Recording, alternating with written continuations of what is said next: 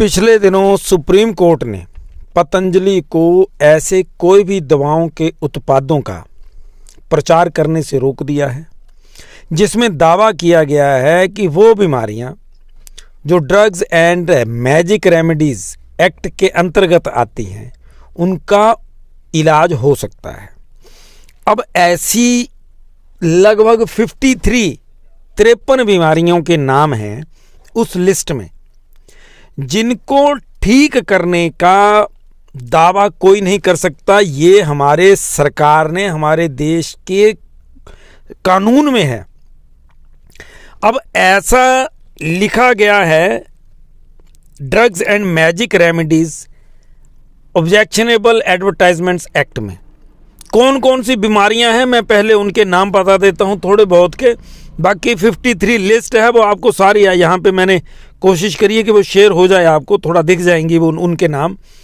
उसमें मुख्य हैं जैसे कैंसर, किडनी, अपेंडिक्स, दौरे फिट्स जो पड़ते हैं, अंधापन हो, है ना, आंखों में मोतिया उतर आता है, डायबिटीज़ है, जी हाँ, शुगर, ब्लड प्रेशर, मिर्गी, हृदय रोग, बुखार, कोई भी बुखार, टाइफाइड भी, कोढ़, मोटापा इसमें करोड़ों, पूरी दुनिया में करोड़ों लोगों की इसमें दक्षता है कि मोटापे को कम कैसे कर सकते हैं। तो इसको ऊपर भी अगर कोई दवाई बनाई है इन्होंने पतंजलि ने तो सुप्रीम कोर्ट को उससे बहुत ज़्यादा बुरा लगा है इन चीज़ों से। पैरालिसिस, निमोनिया, प्लेग, खून की कमी, बांझपन, गैंग्रीन, मस्तिष्क संबंधी रोग, टीबी, बहुत बड़ी लिस्ट है 53 बीमारियां और उसमें सारा कुछ आ जाता है।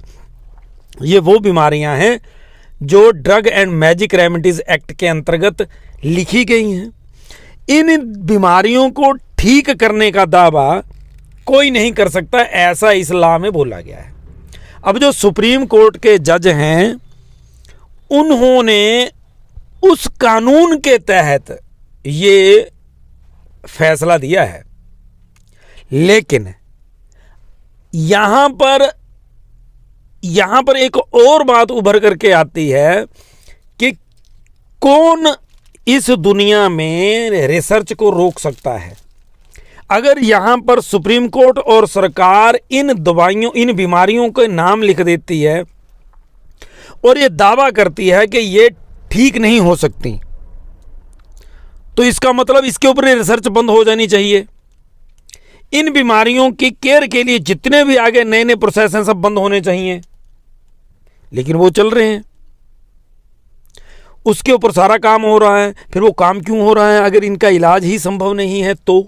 और 100% क्वेश्चन मार्क है भाई, हो ही नहीं सकता कभी, ये पूरा पत्थर पे लकीर मार दी गई है।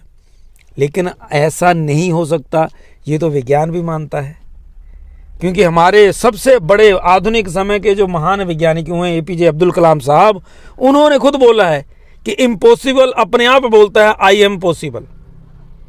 और इन चीज़ों को, इन बीमारियों को ठीक किया जा सकता है। इसका ज्वलंत उदाहरण स्वामी रामदेव और उनकी संस्था द्वारा तैयार की गई दवाइयाँ, उनकी संस्था द्वारा पूरा जो एक सिस्टम तैयार किया गया है, योग, प्राणायाम, आयुर्वेद, पंचकर्म, छठकर्म, ये सारी क्रियाएं इनका उपयोग करते हैं और लोगों को फायदा हुआ है।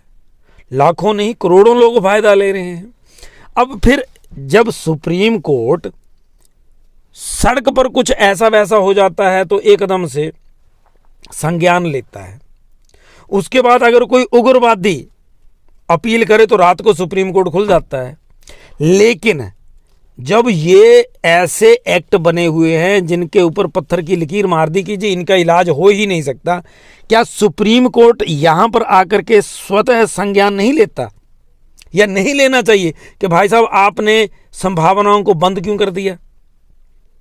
स्वामी रामदेव और उनके आचार्य इतनी ज्यादा कोशिश कर रहे हैं और ये वो लोग हैं जो बीमारियों को ठीक करने की बात कह रहे हैं।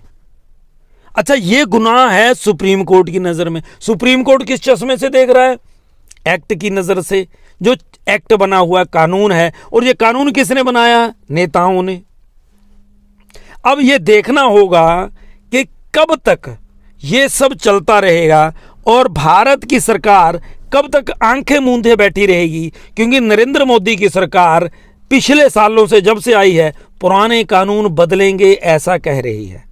अब ये कानून कब बदलेगा और पतंजलि तथा स्वामी रामदेव और आचार्य बालकृष्ण की मेहनत इन बीमारियों को कैसे हरा पाती है, ये देखना होगा। आने वाले समय में भारत की सरकार और सुप्रीम कोर्ट क्या फैसला ले पाते हैं और हमारे जो स्वामी रामदेव और आचार्य जी हैं क्या वो जीत पाते हैं।